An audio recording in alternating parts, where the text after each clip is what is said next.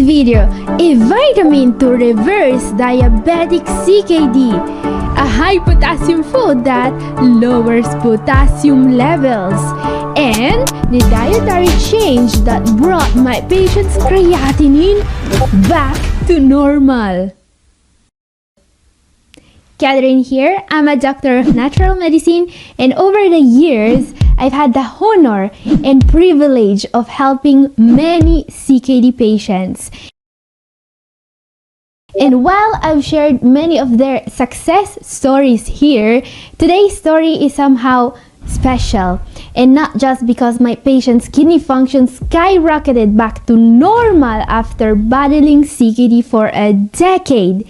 Yes, her GFR is back in the normal range now. I mean, sure, that's already incredible, but the real kicker here, my patient, Sarah, was able to achieve that thanks to a dietary hack, simpler than you might think.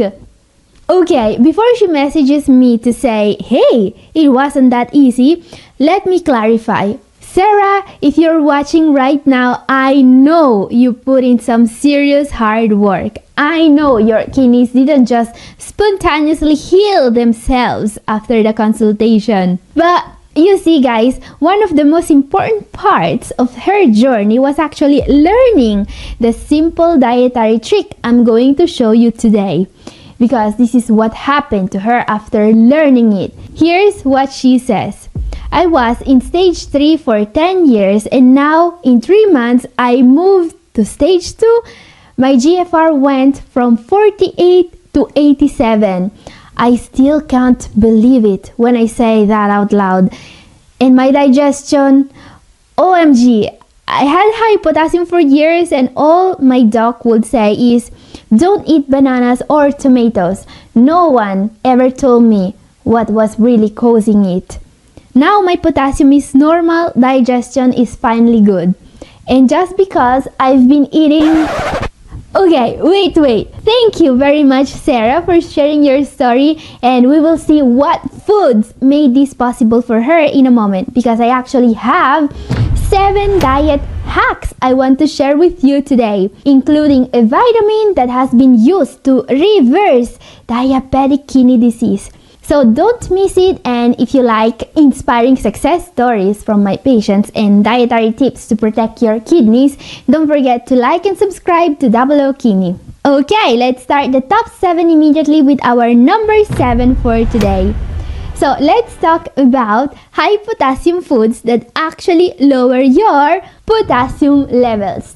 Yeah, you heard that right. How many of you have heard your doctors say, stay away from potatoes and bananas or your kidneys will explode? Sounds familiar, doesn't it? But does avoiding potassium-rich foods really help? Well, in some cases, avoiding these foods might do more harm than good. Let me explain. When someone comes to me with high serum potassium, I don't instantly scream, drop the banana and nobody gets hurt. Instead, I ask a few important questions. Are you on an ARB or ACE inhibitor? How's your diabetes management? And most importantly, how regular are your bathroom trips? Wait, what? Yeah, I'm talking about bowel movements, but what do they have to do with potassium levels? Well, yeah, unfortunately, even doctors don't know this, which is concerning considering they went to school for longer than it takes to constipate a banana. Anyway, if you are constipated, your chances of having high potassium levels will literally skyrocket. And guess what?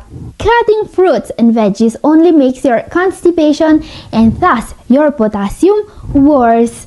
Because we know today that it's not just what you eat that determines how much potassium you get. It also depends on how much time the food spends in your intestine.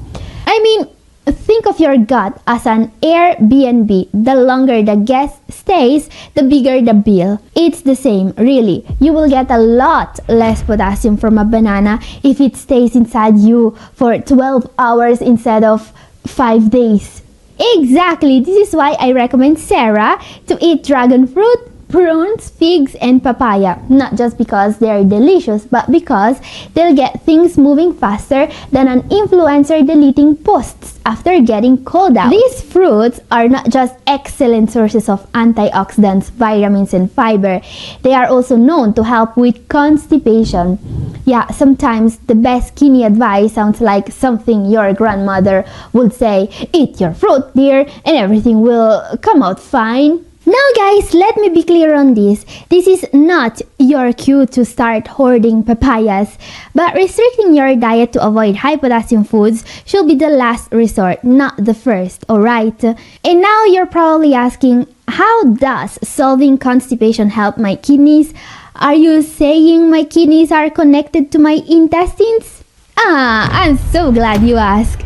Because yes, the gut-kidney connection is a big topic in modern medicine. Here's the deal. When you are constipated, toxins like indoxyl sulfate and picresyl sulfate, fancy names for kidney poison, aren't leaving your body as fast as they should. Instead, they hang around in your gut longer and can actually get reabsorbed back into your bloodstream, making your kidneys work even harder to filter them out. Believe it or not, many kidney-damaging toxins exit your body via bowel movements. But there is more to it. A healthy gut isn't just about moving things along. It's also about your gut bacteria. When your microbiome is healthy and balanced, it actually helps break down some of these toxins before they can even get into your bloodstream. This means less work for your kidneys and a lower risk of inflammation and complications. And here's the thing. Constipation is not the only issue your gut may be facing.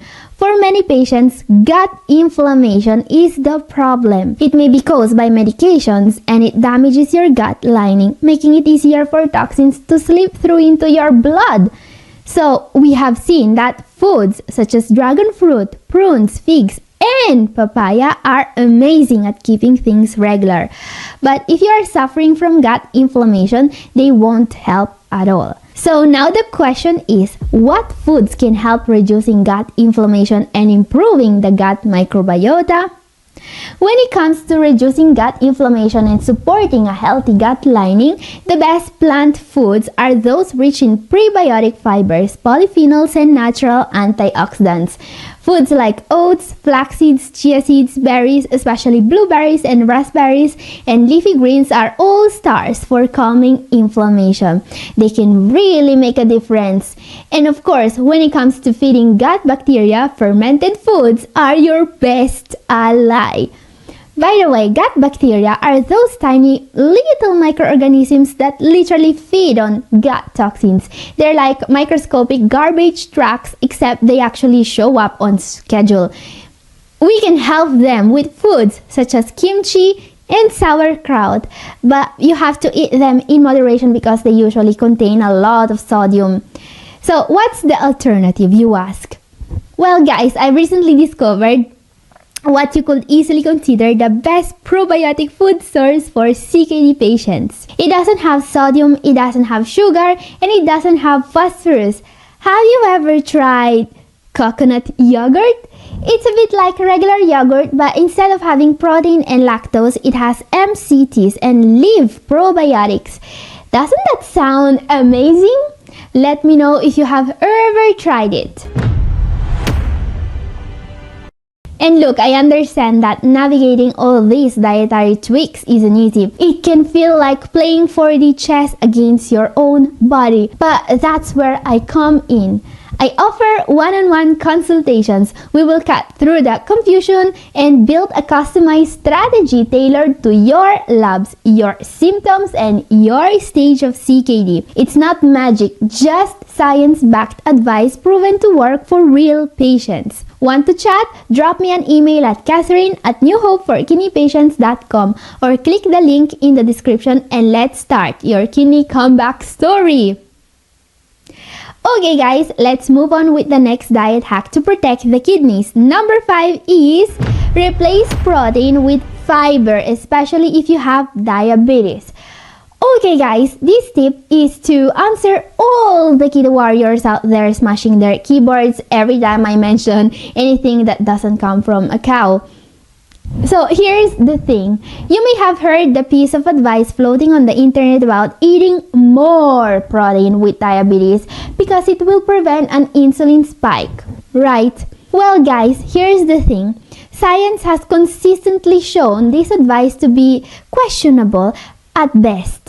No protein doesn't magically protect you from diabetes. In fact, it's making things worse. Not convinced? Of course. So let's dive into some actual science, shall we? Okay, I'm going to read out the title of this study. Combining protein and carbohydrate increases postprandial insulin levels but does not improve glucose response in patients with type 2 diabetes. So what this says is that if you have type 2 diabetes, your insulin levels are going to be higher if you add protein to your meal, not lower, higher. You see, it's written there, black on white, and it's not just that. Researchers were also able to prove that adding protein decreases insulin action. Not exactly the best combo for managing diabetes, right? Yet somehow in 2025 we still have people telling you to add protein and calories from meat because it will magically help diabetes. I mean, seriously?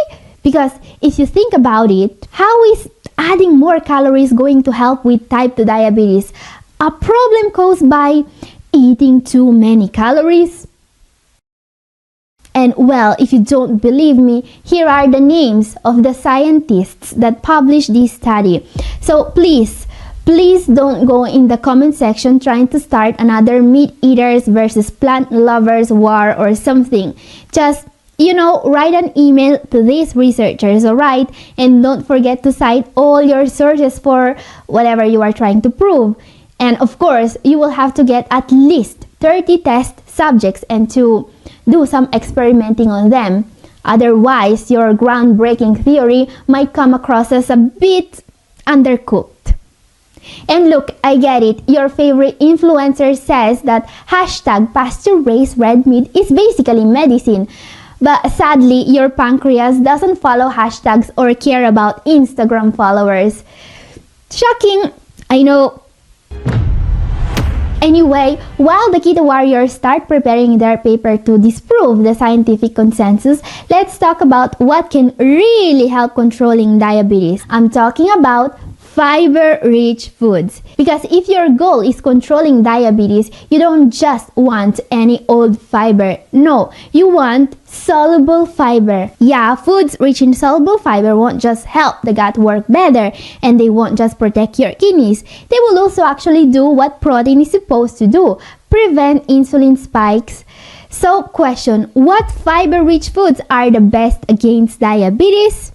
Well, let's take a look at my table. Here, you will find stuff that can actually decrease an insulin spike according to science, not according to influencers.